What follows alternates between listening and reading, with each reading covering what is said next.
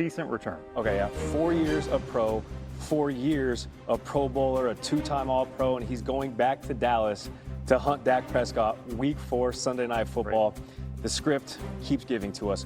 Who's paying attention to the deal, the extension that Micah Parsons signed, 4 years, $188 million? Because he is the tide that lifts all boats. Gary, if you are Detroit's Aiden Hutchinson, Thursday was a pretty good day. You saw that deal come down the pipe. I mean, the pass rush money is crazy. It has more than doubled in the last 7 years. So that's good news for Hutchinson, who is going into his 4th year. The Lions have 2 years of contractual control on him, so they don't have to do anything right now, but they have started a dialogue about a potential extension.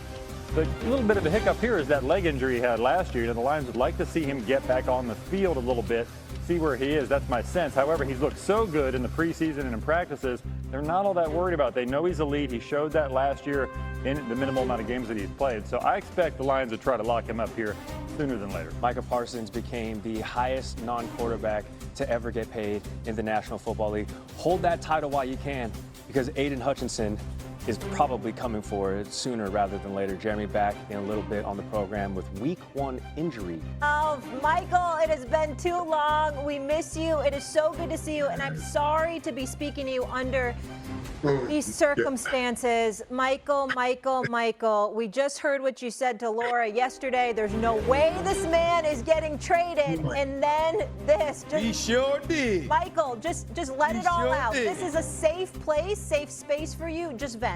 Just vent, sweat, and do it all.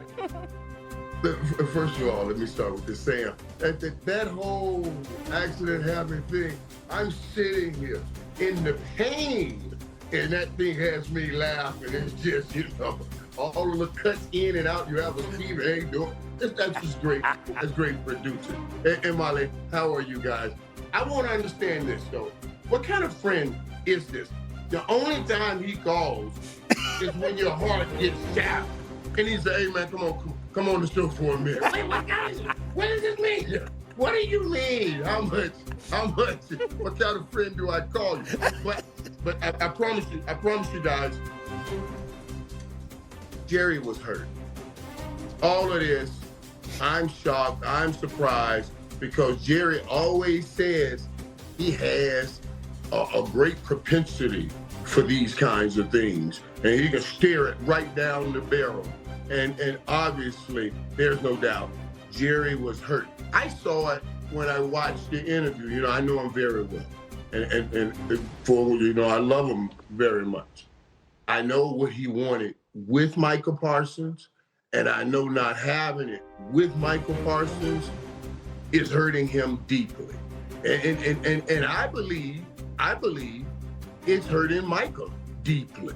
It's certainly hurting us here deeply. I heard Dan say, no, Micah was happy to leave. No.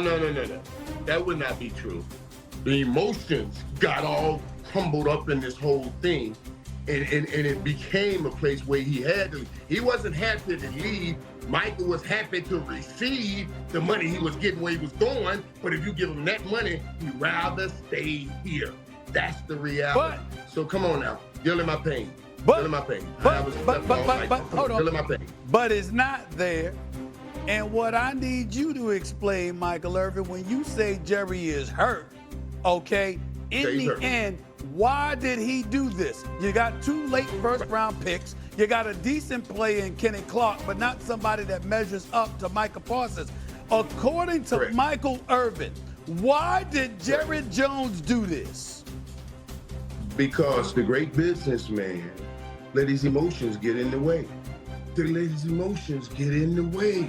it's the one thing that Jerry always talks to me about.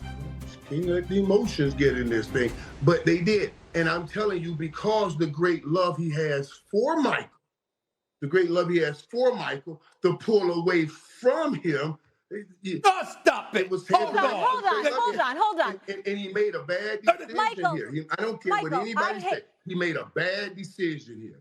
Michael, I hate all this brokenness you're talking about. Everybody's sad, but what made this so personal? Why did he let his feelings get the best of him? A man that you've just said is one of the best businessmen in sports history. Like, what was he so upset about? What's the thing?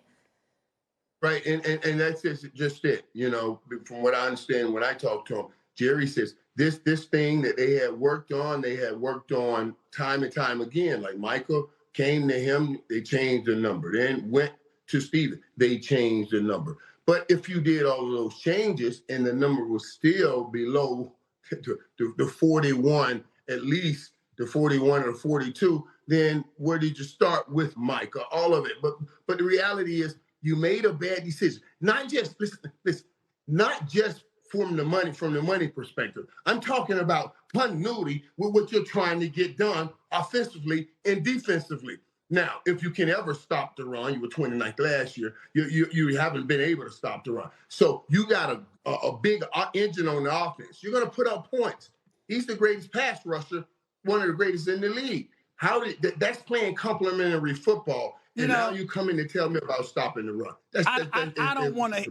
This is not a day I want to hear your football analysis. I'm getting personal here. I'm getting personal right now. Why, Michael Irvin? How come you couldn't stop Jerry from making this decision? You, Michael Irvin, you the playmaker. You've known this man for almost 40 years. He loves you like a son. How come you were not able to stop him from making this move and taking care of Micah Parsons? Dallas might be blaming you right now. Well, you are pretty good at this, boy, but let me tell you something. Because don't think I haven't put that on my own. I said, man, was Jerry serious? Maybe I should have went and got that thing done for real. And I have thought about that. I absolutely have thought about that. And now I got to think deeply. I'm serious about what kind of friend are you to bring that back up again? Because I swear to you, this makes no rhyme and no reason. And Stephen, you're right, Steve. He was reaching out to me. He was crying out, and I missed it. And I should have jumped in the middle of it even deeper and better. And I'm hurt for it, and there's no doubt in my mind. So I don't care what anybody says. All that Jerry's saying about we're better today, that's not true. That reminds me of the documentary where his dad said, make it look like you know what you're doing even when it is not working. And that's what I came up with right there. Is that not true? Is that your way of confirming the obvious, that 2 first-round picks and Kenny Clark in no way measures up to the loss of Micah Parsons, and the Dallas Cowboys will end up being worse? Is that you giving that confirmation over the national airwaves? I'm telling you right now that the Dallas Cowboys defense is not as good as it was, and it was always a having problem. Now, listen what they said yesterday. They talked about wanting to stop the run. They are absolutely right. They need to learn and need to figure out how to stop the run. But letting Micah Parsons go, Micah Parsons wasn't because that's not the reason. That's because some of the guys you drafted did not work. Micah Parsons was the best thing we had in the complement for the offense. If you got a high-power offense, you want somebody that can get to the quarterback. That's where they made a bad football decision.